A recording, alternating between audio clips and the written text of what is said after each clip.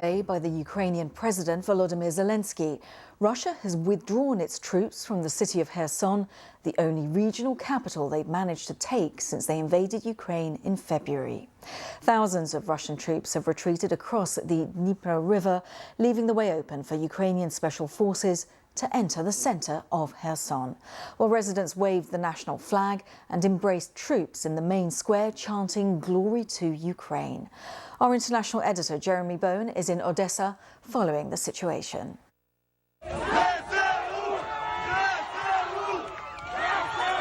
Kherson's residents emerged from their homes as the first Ukrainian soldiers reached the main square. For them, it's the end of more than 8 months under occupation. Plenty to celebrate, but they are not out of danger.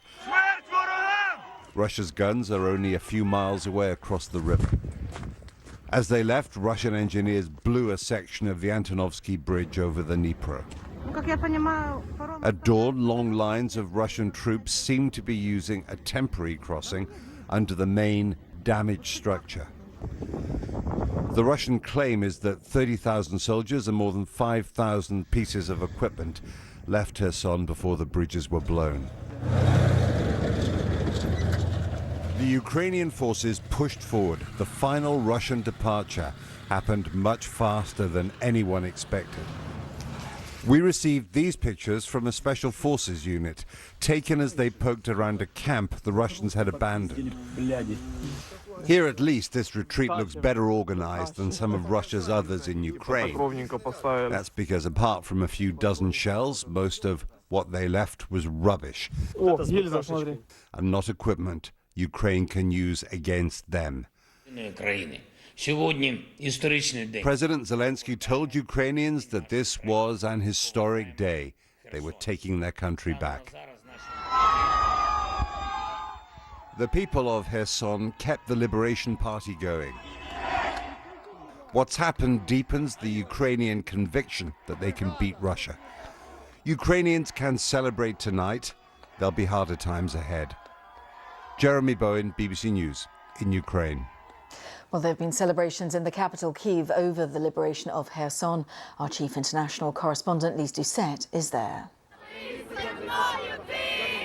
This is the mood here in the centre of Kyiv tonight, a night of celebration of what President Zelensky describes as an historic day. Look at the banners that they're holding here.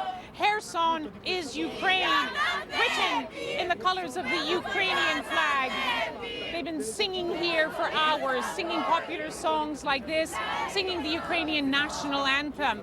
This is the most significant victory for Ukrainian forces in some time, and certainly one of the most significant reversals for the Russians. President Zelensky says that Ukrainian forces are now joining its special units in the center of Kherson.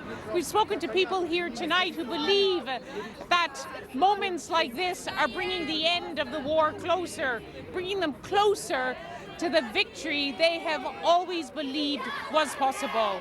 But this war is far from over. This is a city which is suffering from power cuts because of Russian strikes on the energy infrastructure. It also suffers from Russian attacks. And the concern is that with this humiliation yet again for President Putin's forces, it's just a matter of time before he strikes again. But that's not on the mind of these celebrations tonight. Lise Doucette there in Kyiv. Well, let's turn to the perspective from Russia, because our Russia editor, Steve Rosenberg, says that removing the troops from Kherson is not much of a blow for President Putin, at least if you ask Russian media. Russian officials are not calling this a retreat, they're calling it a redeployment, a manoeuvre, trying to play things down a little bit. But that does not alter the fact that this was a withdrawal from the only Ukrainian provincial capital that the Russians managed to capture since February.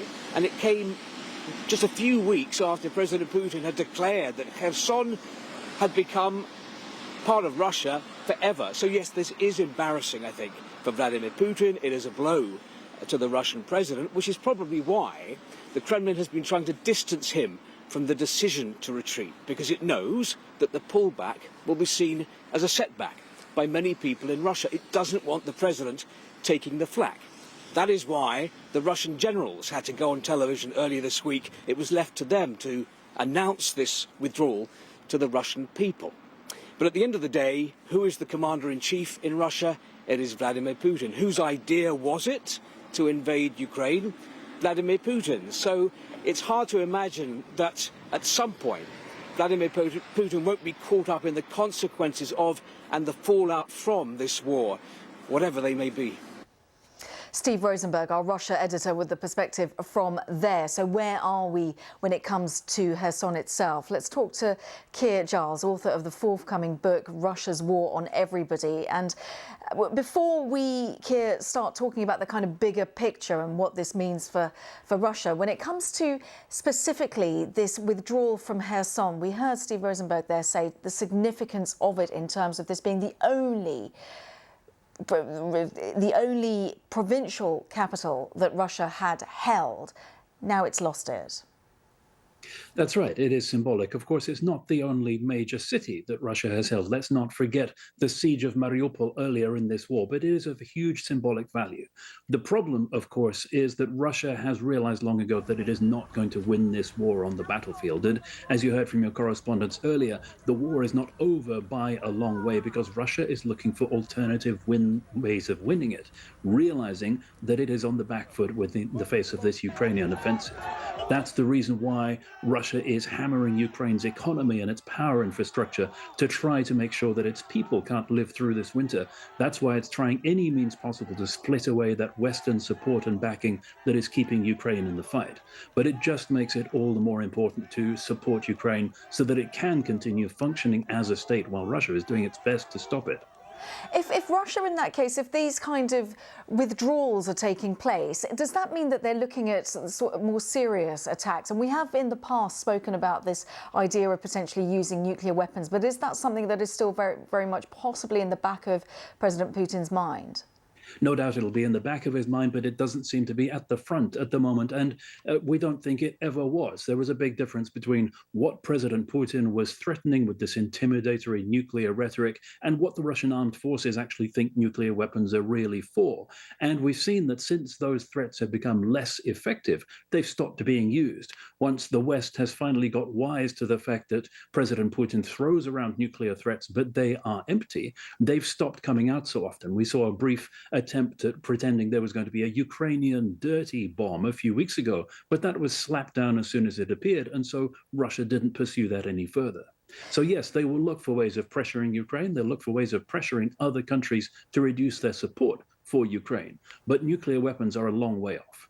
Now, Keir, obviously we don't know what is going on in President Putin's mind, but when you're working on your book, it's going to be published soon, Russia's War on Everybody, you're looking at this kind of, the drive that Russia has in terms of trying to just take control of everything. What is that drive?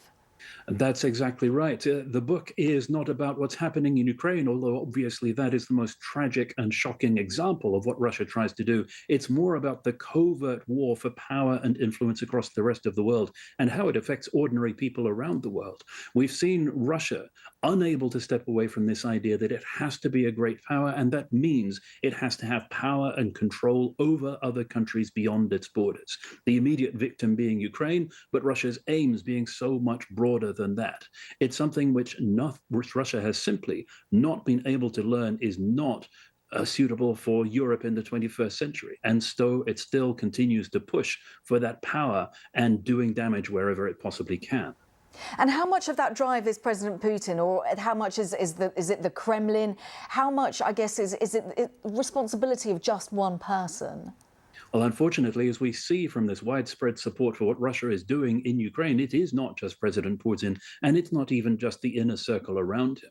What President Putin does taps into very deep needs and urges in the Russian population because they have been told for so long that Russia is a great power, but great in that very specific Russian sense of being able to harm others, earning respect in a Russian sense of fear rather than respect for something that you have achieved, as you might think in other countries. It's a very specific and it's a very backward sense of what it is that the world owes Russia and how Russia should be able to take it if it feels it's not being given.